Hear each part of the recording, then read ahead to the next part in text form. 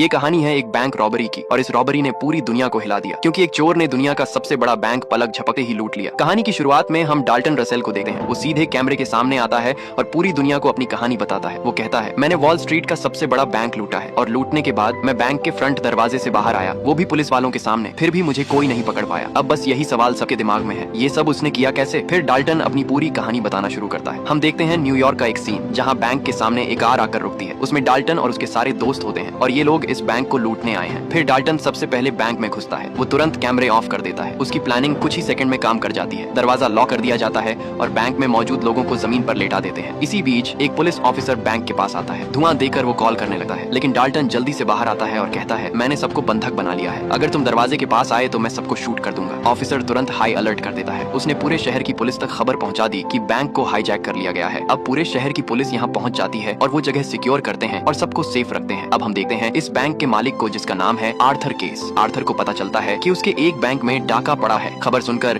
Case काफी घबरा जाता है, लेकिन वो कंफ्यूज हो जाता है कि कौन से बैंक में डाका पड़ा है, क्योंकि उसके बहुत सारे बैंक हैं। इसके बाद वो एक पावरफुल दलाल मैडेलिन व्हाइट को कॉल करता है और वो मैडेलिन व्हाइट को बोलता है कि मुझे किसी भी कीमत पर वो कीमती सामान बचाना है, तुम चाहिए मर्जी हो उतना पैसा ले लो। क्योंकि आर्थर का मकसद सिर्फ एक है, अपने परिवार की कीमती विरासत बचाना, जो उस बैंक के सिक्योर डिपॉजिट बॉक्स में रखी है। लेकिन मैडेलिन अपनी शर्त रखती है। वो कहती है, अगर पहले तुम मुझे बताओगे कि उस बॉक्स में क्या रखा है तो ही मैं तुम्हारी मदद करूंगी, और अगर तुम झूठ बोल गए तो हमारा अग्रीमेंट किसी भी वक्त टूट सकता है। केस झूठ नहीं बोलता, लेकिन सच भी पूरी तरह नहीं बताता। आखिरकार मैडेलिन उसके साथ काम करने के लिए तैयार हो जाती है। अब सीन कट होता है और हम दो जासूसों फ्रेजर और मिशेल को देखते हैं। दोनों बैंक हाईजैक के बारे में बातें कर रहे होते हैं। फ्रेजर एक अनुभवी और बहुत स्मार्ट पुलिस ऑफिसर है। वो हर कदम सोच समझ कर उठाता है और जल्दी निर्णय लेता है। लेकिन फ्रेजर के सिर पर एक छोटा सा इंटरनल केस भी लटका हुआ है, एक ऐसा मामला जिससे उसका शायद कोई लेना देना नहीं। फ्रेजर और मिशेल को बैंक की तरफ भागते हुए दिखाया जाता है। दोनों एक पुलिस वैन में बैठते हैं और कैप्टन डेरियस के पास पहुंचते हैं। कैप्टन डेरियस इस पूरे सीन का इंचार्ज है। डेरियस उन्हें बताता है कि अभी तक ये साफ नहीं है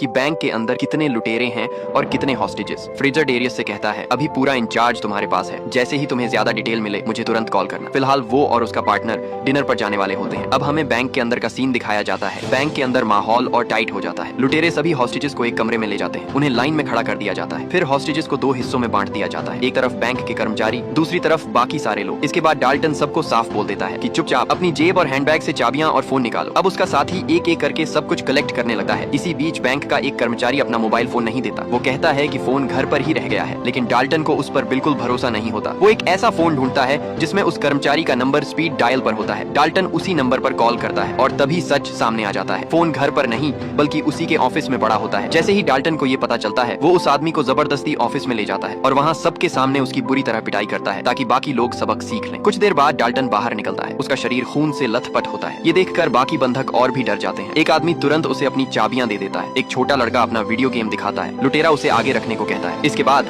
डाल्टन हॉस्टेजेस को फिर से रीअरेंज करता है। वो सबको उनके जेंडर के हिसाब से लाइन में खड़ा करता है और फिर सबको आदेश देता है कि कपड़े उतार दो और सिर्फ अंडरवियर में खड़े रहो। एक बुजुर्ग महिला ऐसा नहीं कर पाती तो उसकी महिला साथी उसे अलग कमरे में ले जाती है। बाकी हॉस्टेजेस को डाल्टन सूट और मास्क पहनने का आदेश देता है जो उन्हें दिए जा रहे होते हैं। कुछ देर बाद बैंक में काम करने वाला एक बूढ़ा आदमी अचानक बीमार महसूस करने लगता है। वो बताता है कि उसे दिल की बीमारी है। डाल्टन और उसका एक साथी उसे छोड़ देते हैं। पुलिस तुरंत उसे बाहर ले जाती है और घुटनों के बल बैठा देती है। वो आदमी पुलिस को एक मैसेज देता है। वो कहता है, मुझे ये बताने के लिए भेजा गया है कि अगर पुलिस बैंक के पास आई तो वो 2 लाशें बाहर फेंक देंगे। इधर लुटेरों की टीम बाकी हॉस्टेजेस की चेकिंग करती है। फिर वो बैंक के अंदर आगे बढ़ते हैं, तिजोरी के पास से गुजरते हैं, सेफ डिपॉजिट बॉक्स वाले एरिया से भी। आखिर में वो एक पीछे के कमरे में रुकते हैं जहाँ सिर्फ ऑफिस का सामान रखा होता है। कुछ देर बाद दिखता है कि लुटेरे कमरे को किसी खास चीज के लिए तैयार कर रहे हैं और जमीन खोदना शुरू कर देते हैं। इसी बीच डेरियस फ्रेजर और मिशेल को बुलाता है। वो उन्हें उस आदमी के बारे में बताता है जिसे लुटेरों ने अभी छोड़ा है। रिहा किया गया बंधक बताता है कि उसे लगता है बैंक के अंदर 4 लुटेरे हैं। डेरियस ये भी समझाता है कि वो पूरी जगह को कैसे घेर रहा है। वो बैंक में डकैती शुरू होने के समय की वीडियो फुटेज का इंतजार कर रहा है। बैंक के सारे फोन अब पुलिस के पास हैं और अब डेरियस का खेल खत्म होने वाला है। अब फ्रेजर को तय करना है कि आगे क्या करना है। उसे लगता है कि अभी लुटेरे को कॉल करने का सही टाइम नहीं है। वो पहले देखना चाहता है कि डाल्टन अगला कदम क्या उठाता है। इसी इंतजार के दौरान मिशेल को लुटेरों की वैन मिल जाती है। टीम उसकी तलाशी लेने वाली होती है, भले ही वो गाड़ी चोरी की ही क्यों ना हो। कुछ देर बाद फ्रेजर आखिरकार बैंक में कॉल करने का फैसला करता है, लेकिन डाल्टन फोन की घंटी बजने देता है। वो कॉल उठाता ही नहीं। इधर पुलिस को बैंक के सिक्योरिटी कैमरों की फुटेज मिल जाती है। वे देखते हैं कि लुटेरों ने सारे कैमरे कैसे बंद किए। उनका अंदाजा है कि इसके लिए लेजर लाइट का इस्तेमाल हुआ है। अचानक बैंक के सामने हलचल दिखाई देती है। उसी वक्त मैडेलिन सीधे न्यूयॉर्क के मेयर से मिलने पहुंचती है। वो उनसे एक बहुत बड़ी मदद मांगती है। वो बताती है कि वो एक क्लाइंट के लिए बैंक की बंधक स्थिति को मॉनिटर कर रही है। मैडेलिन मेयर से कहती है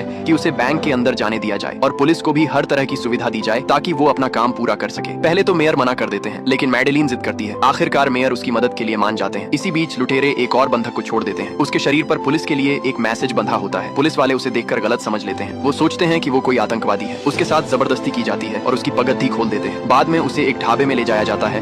वहीं फ्रेजर और बाकी लोग उससे पूछताछ करते हैं। वो आदमी गुस्से में होता है और वो बस एक ही बात बोल रहा होता है कि मुझे मेरी पगड्डी दे दो। लेकिन धीरे धीरे वो बताता है कि लुटेरे विदेशी हैं और बैंक के अंदर करीब 20 से 30 बंधक हैं। इसके बाद पुलिस लुटेरों की भेजी गई मांगे पढ़ती है। लुटेरे चाहते हैं 2 बसें और एक जेट, वो भी रात 9 बजे तक। और वार्निंग साफ है, अगर समय पर उनकी मांग पूरी नहीं की गई तो हर घंटे एक हॉस्टेजेस मारा जाएगा। अब पता चलता है कि बैंक को प्लास्टिक के विस्फोटकों से भी सुरक्षित किया गया है। मतलब हालात और भी ज्यादा खतरनाक हैं। डेरियस साफ कहता है कि विमान देना नामुमकिन है, बसों का शायद कोई इंतजाम हो सके। लेकिन फ्रेजर सीधा बोल देता है, जब तक वो हमसे बात नहीं करेंगे उन्हें कुछ नहीं मिलेगा, यहाँ तक कि एक कप चाय भी नहीं दूंगा मैं उनको। इसी बीच अचानक आर्थर केस वैन के अंदर आ जाता है। वो पूछता है क्या मैं किसी तरह मदद कर सकता हूँ, और सीधे लुटेरों की मांगों के बारे में पूछता है। पुलिस वाले बताते हैं कि लुटेरे एक जंबो जेट मांग रहे हैं। ये सुनकर वो बूढ़ा आदमी हैरानी से पूछता है, क्या आप चाहते हैं कि मैं आपके लिए जेट का इंतजाम करूं? सब लोग चौंक जाते हैं। उन्हें और भी अजीब तब लगता है जब केस कहता है कि वो यहीं रुकना चाहता है और हालात को खुद देखना चाहता है। लेकिन कुछ देर बाद उसे वैन से बाहर निकाल दिया जाता है। लुटेरे अब खाने की मांग करते हैं। पुलिस के लिए ये एक बड़ा मौका होता है ताकि वे बैंक के अंदर जासूसी के उपकरण लगा सकें और उनकी बातें सुन सकें। टैपिंग डिवाइस की जिम्मेदारी संभाल रही ऑफिसर सुझाव देती है कि पिंचा मंगवाया जाए, क्योंकि खाना आने पर लोग अपने आप इकट्ठा होते हैं और बातचीत शुरू हो जाती है। जब फ्रेजर उससे खास सुनने वाले डिवाइस के बारे में पूछता है तो वह बताती है कि ये एक डिजिटल रिकॉर्डर है जो 30 सेकंड तक की रिकॉर्डिंग कर सकता है। इसी दौरान बंधकों में से एक आदमी ज्यादा अकड़ दिखाने लगता है। लुटेरे तुरंत उसे याद दिलाते हैं कि इस बैंक में बॉस कौन है। वे उसे बाकी बंधकों के साथ घसीटते हुए कमरों में ले जाते हैं और फिर ऑफिस सप्लाई रूम में बंद कर देते हैं। कुछ देर बाद खाने का ऑर्डर बैंक में पहुंच जाता है। फ्रेजर खुद डिलीवरी पर नजर रखता है। वो डाल्टन से अपना परिचय देता है और शांति से उसे समझाने की कोशिश करता है। वह कहता है कि अगर वो फोन उठाए तो वो उससे बात करना चाहता है, लेकिन डाल्टन पूरी तरह चुप रहता है। बाद में पुलिस बैंक के अंदर की ऑडियो रिकॉर्डिंग सुनती है और तब उन्हें एहसास होता है कि लुटेरे किसी दूसरी भाषा में बात कर रहे हैं और यहीं से केस और भी रहस्यमय बन जाता है। तो पुलिस को लगता है कि लुटेरे शायद रूसी हैं। फ्रेजर तुरंत मिशेल को भेजता है ताकि वो बंधकों से पता लगा सके कि क्या उन्होंने अंदर रूसी भाषा या रूसी एक्सेंट सुना था। इधर बैंक के अंदर लुटेरे जानबूझकर एक नई सिचुएशन बना देते हैं। वे बंधकों में से एक आदमी को दूसरे कमरे में ले जाते हैं। फिर उनमें से एक लुटेरा खुद को बंधक दिखाने का नाटक करता है और पहले वाले कमरे में वापस चला जाता है। जब दूसरा लुटेरा उसे फिर से दूसरे कमरे में ले जाने आता है तो वही नकली बंधक एक महिला बंधक को बाहर निकालता है और उसे तीसरे कमरे में ले जाता है। अब बंधकों को समझ ही नहीं आता कि कौन लुटेरा है और कौन बंधक। सबके चेहरे एक जैसे, सूट और मास्क में छुपे हुए, और यही वो चाल है जिससे लुटेरे पूरे सिस्टम को धीरे धीरे कंफ्यूज करने लगते हैं। स्टोरेज रूम में लुटेरे जमीन में गड्ढा खोदते हुए दिखते हैं। उधर पुलिस टेप सुनती है। एक रशियन ओरिजिन का पुलिस वाला कहता है कि भाषा पूरी तरह रूसी नहीं है। उसके हिसाब से ये बल्गेरियन के करीब है और उसे सेंट्रल यूरोपियन लैंग्वेज बताता है। तभी फ्रेजर के दिमाग में एक स्मार्ट आइडिया आता है। वो रिकॉर्डिंग को लाउड स्पीकर पर चला देता है और बाहर खड़ी भीड़ से कहता है कि अगर कोई ये भाषा पहचानता है तो आगे आए। तभी एक कंस्ट्रक्शन वर्कर आगे आता है। वो बताता है कि ये भाषा अल्बेनियन है क्योंकि उसकी एक्स वाइफ वहीं पैदा हुई थी। पुलिस तुरंत अल्बेनियन एम्बेसी से कांटेक्ट करने की कोशिश करती है, लेकिन वहाँ से कोई हेल्प नहीं मिलती। तब फ्रेजर उस मजदूर से कहता है कि वो अपनी एक्स वाइफ को फोन करे। कुछ देर बाद वो महिला मौके पर पहुंचती है। वो हालात को देखती है और समझ जाती है कि ये उसके लिए एक परफेक्ट चांस है। वो साफ कहती है अगर उसका पार्किंग चलन माफ कर दिया जाए तो वो पूरी मदद करेगी। फ्रेजर उस महिला से कहता है कि रिकॉर्डिंग सुने और बताए कि उसमें कहाँ क्या जा रहा है। महिला हल्का सा हंसती है और बोलती है मैं सिर्फ ये नहीं जानती कि वो क्या बोल रहे हैं, मुझे ये भी पता है कि बोल कौन रहा है। ये सुनते ही पुलिस वाला एक्साइटेड हो जाता है। उसे लगता है अब असली चेहरा सामने आ जाएगा, लेकिन महिला सीधा जवाब देने से पहले फिर से वही बात दोहराती है, पहले मेरा पार्किंग चलन क्लियर कराओ। जैसे ही उसे हाँ मिलती है वो सच उगल देती है। वो बताती है कि जो आवाज टेप में है वो है अल्बानिया के फॉर्मर कम्युनिस्ट प्रेसिडेंट एनवेर हॉक्सा की। तभी पुलिस को पूरा गेम समझ आ जाता है। उन्हें एहसास होता है कि ये कोई रैंडम बातचीत नहीं थी, ये तो जानबूझकर चलाया गया एक फेक टेप था, क्योंकि लुटेरों को पहले से पता था कि पुलिस उनकी रिकॉर्डिंग करेगी। यहीं से पुलिस के लिए पूरा खेल पलट जाता है। इसी बीच बैंक के अंदर से कई क्विक शॉट्स दिखते हैं। डाल्टन कभी वॉल्ट के पास है, कभी पैसों के ढेर के आसपास। लेकिन एक सवाल उठता है, क्या ये लोग सच में सिर्फ पैसे के लिए आए हैं? थोड़ी देर बाद डाल्टन और उसका एक साथी एक सेफ्टी डिपॉजिट बॉक्स खोलते हुए दिखते हैं और यहीं से कहानी एक नए मोड़ पर जाती है। उस बॉक्स के अंदर कुछ ऐसे डॉक्यूमेंट्स होते हैं जिनकी तलाश डाल्टन को शुरू से ही थी। साथ ही एक ज्वेलरी बॉक्स में डायमंड्स और छोटी छोटी थैलियां भी रखी होती हैं। डाल्टन सिर्फ डॉक्यूमेंट्स उठाता है और दूसरा बॉक्स जैसे का तैसा फिर से बंद कर देता है। यहीं से साफ हो जाता है पैसा उसका मेन टारगेट कभी था ही नहीं। लगभग उसी वक्त बैंक के बाहर मेयर मैडेलिन के साथ पहुंचता है। मैडेलिन की मुलाकात जासूस फ्रेजर से कराई जाती है। वो जल्दी जल्दी अपने आने की वजह बताती है और कहती है कि वो इस सिचुएशन में मदद करना चाहती है। फ्रेजर थोड़ा हेजिटेट करता है, उसे उस पर भरोसा नहीं होता। तो मैडेलिन और मेयर ओल्ड स्कूल ब्लैकमेल का सहारा लेते हैं और आखिरकार फ्रेजर को मानना पड़ता है। इसी बीच डाल्टन पहली बार फोन उठाता है और फ्रेजर से बात बात करता है, लेकिन ये बातचीत लगभग बेकार ही रहती है। डाल्टन बस अपनी वही डिमांड्स दोहराता है और साथ ही सीधी धमकी देता है, अगर तय समय तक उसकी बात नहीं मानी गई तो वो बंधकों को एक एक करके मार देगा। अगली कॉल में भी कुछ नया नहीं होता। डाल्टन वही एटीट्यूड रखता है और फ्रेजर को अब पूरा यकीन हो जाता है ये आदमी कोई आम लुटेरा नहीं है। फ्रेजर लगातार लुटेरों पर टाइम प्रेशर डाल रहा है। फ्रेजर कुछ और खाना भेजता है। डाल्टन खास तौर पर सैंडविच मांगता है। इधर अंदर लुटेरे स्टोरेज रूम में गड्ढा खोदने का काम पूरा कर लेते हैं। यही गड्ढा पूरी डकैती का सबसे बड़ा ट्विस्ट बनने वाला है। डाल्टन से बात करने के बाद फ्रेजर मैडेलीन को भी उससे बात करने देता है। मैडेलीन बड़ी चालाकी से कुछ ऐसी बात कह देती है कि डाल्टन खुद मान जाता है। उन्हें आमने सामने मिलना चाहिए। फ्रेजर उसे बैंक के अंदर ले जाता है, डरते हुए कि कहीं वो कोई गलत मूव ना चला दे, लेकिन मैडेलीन साफ कह देती है वो यहाँ दुश्मन बनकर नहीं बल्कि फ्रेंड्स बनकर आई है। बैंक पहुँचते ही उसकी पूरी तलाशी ली जाती है। फिर वो सीधे डाल्टन से बात करने लगी है। मैडेलीन उसे ऑफर देती है कि मैं तुम्हें कम से कम सजा दिलाऊंगी और जेल से बाहर निकलते ही आर्थर से $2 मिलियन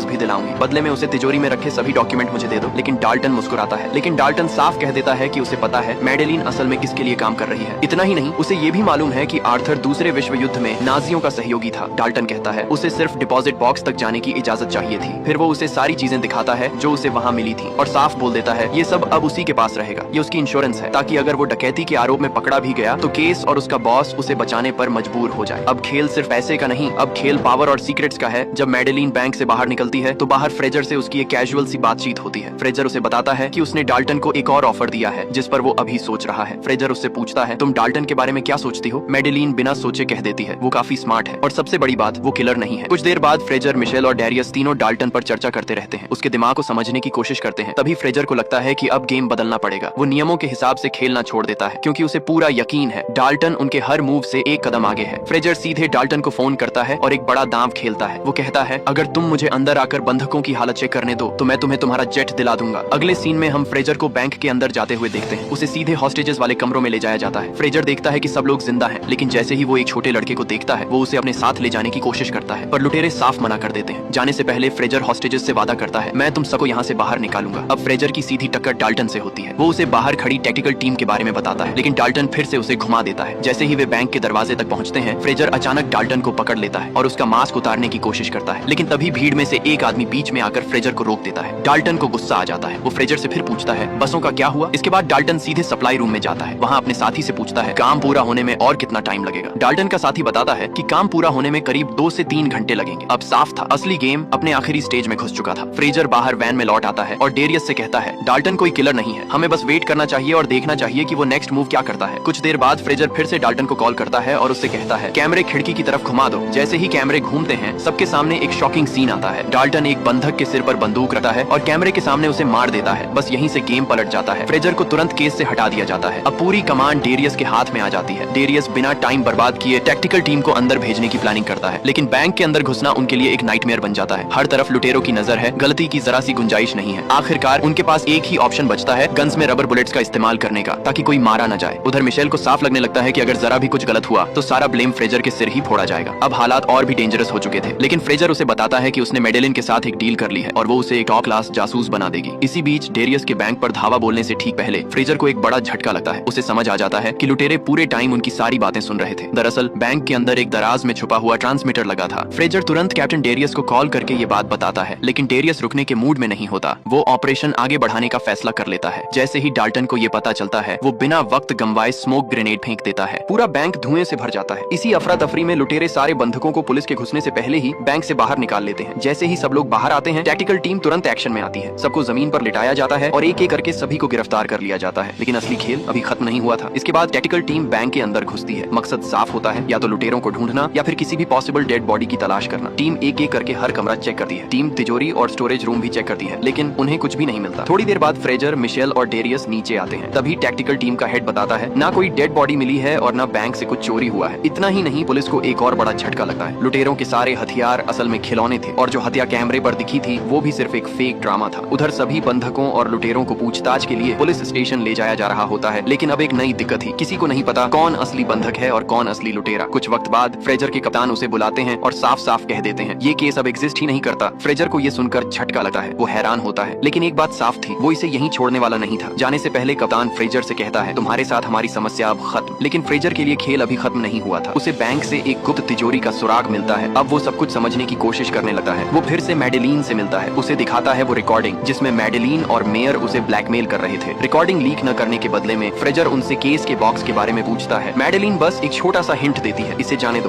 बाद में मैडेलिन केस से बात करने जाती है। वो फ्रेजर को भरोसा दिलाती है कि कोई प्रॉब्लम नहीं होगी, लेकिन डाल्टन बॉक्स में मिले दस्तावेज को अपने पास रखेगा ताकि बदले की कार्रवाई से बचा जा सके। फ्रेजर को पता चलता है कि तिजोरी में सिर्फ हीरे नहीं थे बल्कि इंपॉर्टेंट डॉक्यूमेंट भी थे। साथ ही वहाँ एक अंगूठी भी थी जो उसके कुछ यहूदी दोस्तों की थी। नाजियों ने इसे खरीदने के लिए बहुत बड़ी रकम दी थी, इसलिए वह इसे बचा नहीं पाया। केस उसे पैसे देता है और दिखावा करता है। अब फ्रेजर समझ चुका था ये डकैती सिर्फ पैसा नहीं, एक सियासी और ऐतिहासिक खेल थी। डकैती के एक हफ्ते बाद डाल्टन आखिरकार सबके सामने खुलासा करता है कि उसने इस पूरी डकैती को कैसे अंजाम दिया। असल में उन्होंने बैंक के सप्लाई रूम के अंदर एक दीवार बना दी थी और डाल्टन उसी दीवार के पीछे छुपा हुआ था। फिर वो दूसरे दिन दीवार तोड़कर अपने छिपने की जगह से बाहर निकलता है। जैसे ही फ्रेजर बैंक पहुंचता है, डाल्टन बैंक से बाहर निकल रहा होता है। रास्ते में डाल्टन फ्रेजर से टकरा जाता है, लेकिन फ्रेजर उसे पहचान नहीं पाता। फ्रेजर फिर एक कोर्ट ऑर्डर के साथ बैंक में जाता है। उसे एक डिपॉजिट बॉक्स खोलने के लिए कहा गया था। अंदर उसे मिलता है एक नोट, च्यूइंग गम और कार्टियर की अंगूठी। नोट पर लिखा होता है, अंगूठी को फॉलो करो, जासूस फ्रेजर केस से मिलने जाते हैं। फ्रेजर उससे उस डिपॉजिट बॉक्स के बारे में सवाल करता है, लेकिन केस समझ गया